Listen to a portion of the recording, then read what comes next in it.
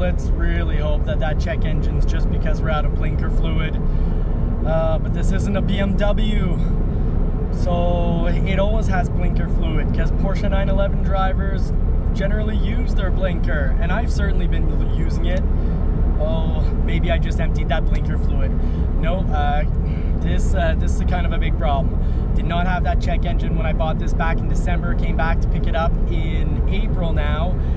Thought I bought the cheapest Porsche on the market, and I thought it was because I bought a convertible right before winter, before the snow sets in.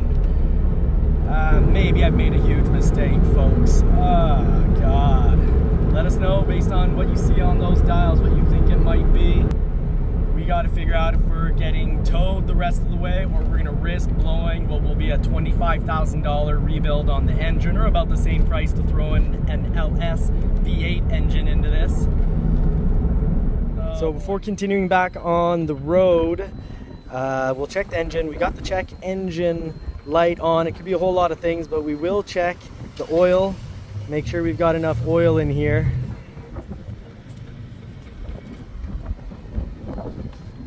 Right here. Okay, so it's got enough oil. That dot would be full. Yeah, it's full. Now for the moment of truth, we are gonna test. We put new gas in because, hey, the gas is 6 months, maybe at least 6 months, maybe a year old. So maybe that's why the check engine's on, because there is a knock sense detector on Porsche 911s, even a 1999. So let's check this out. Moment of truth here. Let the timer go down. 4, 3, 2, 1. A little timer before we start it up.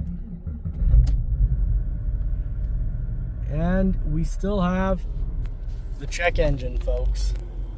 Okay, so I think I'm gonna drive anyways. I have faith in, I'm taking a risk here. I just really don't want to pay a towing. I'm hoping it's because of the old gas. I'm hoping that check engine's gonna go away. I am gonna go get octane booster because, like a dummy, I bought the highest octane here at Esso, but that's 91 octane, and there is a sticker in the back that says 93 octane only. So let's go get some octane boost into this and hope it resolves everything.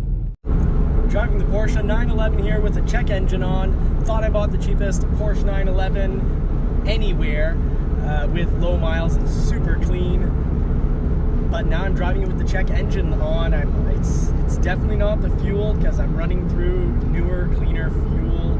And by now it should have mixed together well enough that the check engine light disappears. And I'm being pretty risky here because I know I've sold a BMW that engine blew because the new owner kept driving with the check engine light on. They got a new engine, it was under warranty.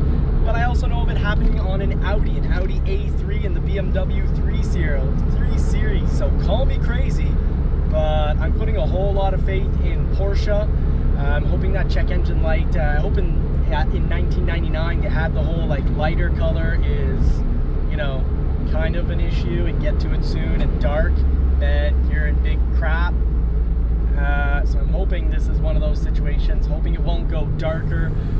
But I'm a madman, and I'm risking $25,000 of engine rebuild, or spending close to that and dropping an LS V8 into this, which would be really cool. I just really don't want to spend, and can't spend right now, that kind of money. I don't know if I'll be telling Marie that there's a check engine light and that I drove on it. Maybe I'll tell her after, you know, maybe this check engine light will come up here later. But let me know what you think in the comments section. Have you seen this before? What about where the gauges are? Do you have any clue what this could be? I'm thinking, well, the fan right now, the little engine fan isn't turning on. The intermittent fan, my other Porsche had that. I had it fixed, but the check engine never came on from that. I'm hoping in this situation it is coming on just because of that. It's definitely not because I'm out of blinker fluid. I use my blinkers, but let me know what you think there based on what you see. I started driving and I was at 4 on the oil pressure, and now I'm at 3. And this is the second time after getting the new gas. This is the second time it does this. So I'm wondering, do I need a new oil pump? Is this an oil pump starting to go? I'm at 3, so I'm not worried. If it gets down to 2, I'm gonna really worry and pull over. But let me know what you think don't have to be a 911 specialist, just an oil pump. Would an oil pump that's starting to not give out the right amount of pressure, could that be part of this issue?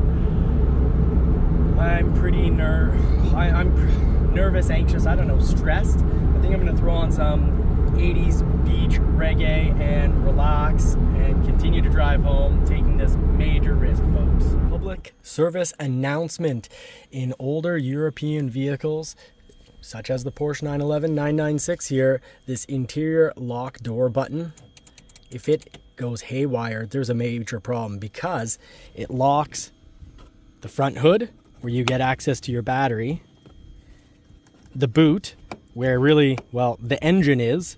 So major issue there. And even worse, let's take a walk around here.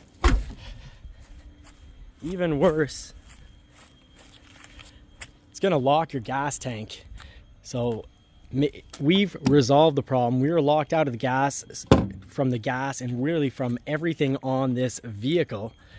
And a little trick, always trying to find a backup. Think, is there another way to do this? So that's how you lock your doors. But in European vehicles, often from the keyhole here, if you lock or unlock, you can often from that keyhole electronically lock or electronically unlock everything that the button actually does. So it doesn't just unlock the doors, but it also unlocks access to your trunk, or where the motor is on this vehicle, the boot, the front boot, and the gas tank. So stay tuned. We're going to continue this video and talk about everything that's gone wrong with this vehicle, show you how we problem solved, how we use logic and problem solving to fix problems or find quick solutions to problems, so that you don't have to spend hundreds or thousands of dollars in towing.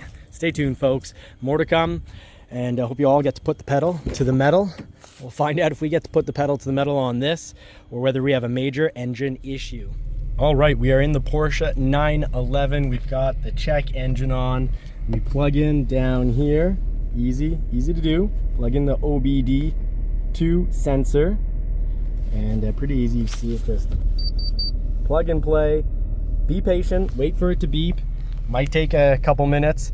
And there we've got our code P1539. Just have to Google what that code means for this year, 1999 Porsche 911, and we will know what's going on. Stay tuned, folks. Let's find out. What do you think? Put in the comments. Now, before continuing to watch, press pause and drop a comment. What do you think the problem is with this check engine? It came on when we were in traffic.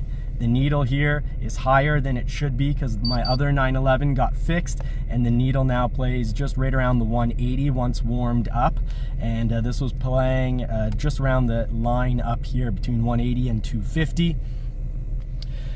Let us know what you think in the comments. All right, so we've got the Porsche 911 right here. It's at the garage. I've already checked out with the OBD2 sensor. The code, it's P1539. So it could be disastrous. It could be one of two wires. It could even just be an actuator that got clogged from old dirty oil, or there could be a problem with the engine. So we'll find that out. We brought it to the professionals. They know their Porsches. And while it's here, Porsche 911, 1999 until, well, 2008, they're all far too quiet in my opinion. I don't want the vehicle to sound like a luxury vehicle. Only makes some sound if I bring it up to 6,000 RPM.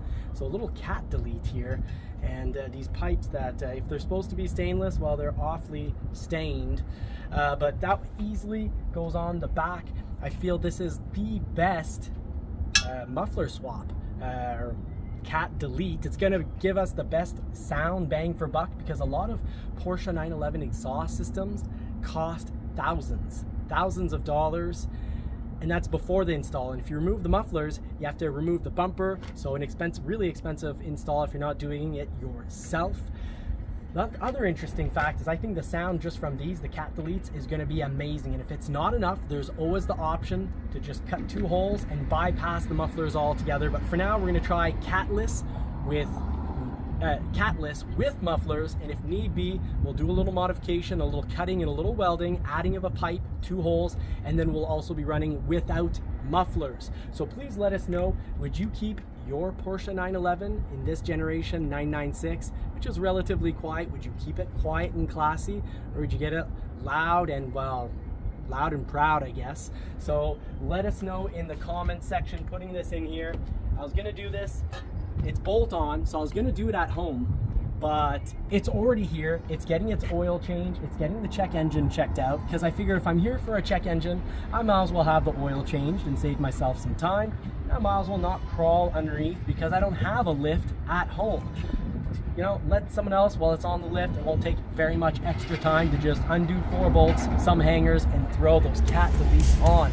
So stay tuned. Before I show you what this sounds like, please do like and subscribe and share the content, and stay tuned because let's check out what it sounds like with this.